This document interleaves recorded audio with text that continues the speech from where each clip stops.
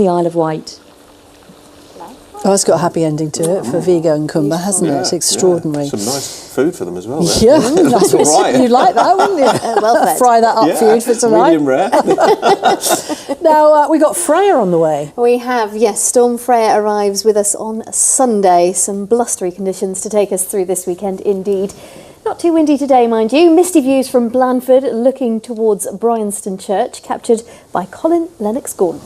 More grey skies over the River Test in Romsey. Tony Boyd, thank you for that. And a hint of spring on the riverside at Moreton. Some greens beginning to peek out thanks to Gillian Richards.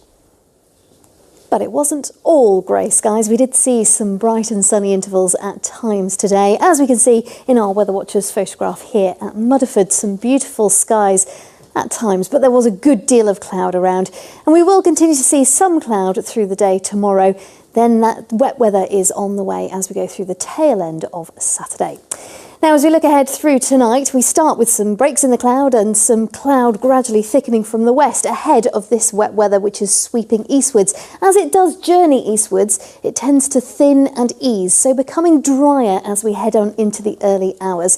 There will be a few breaks, maybe some mist and murkiness here and there, and temperatures down to around 6 or 7 degrees.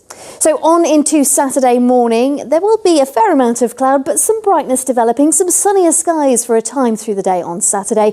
We'll start to notice those winds picking up, and through the course of the day, we could well see gusts of around 40 miles per hour. Our temperatures up to around 13 or 14 degrees, so still doing quite well given the time of the year. But we do have some wet weather in store through the tail end of Saturday itself. Now, the inshore waters will be southwest 4 or 5, increasing 6 or 7, and the sea state will be a moderate or rough.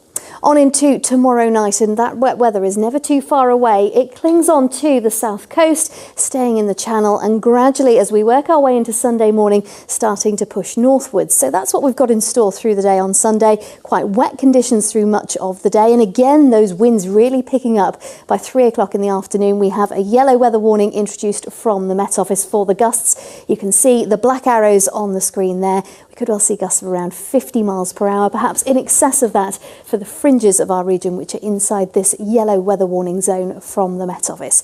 So some pretty blustery conditions both days during the weekend. Saturday does look to see a good deal of dry weather before the evening period sees some rain arriving. That wet weather pushing northwards on Sunday, possibly clearing later, but staying breezy throughout. It looks like the winds ease off and it becomes cooler next week.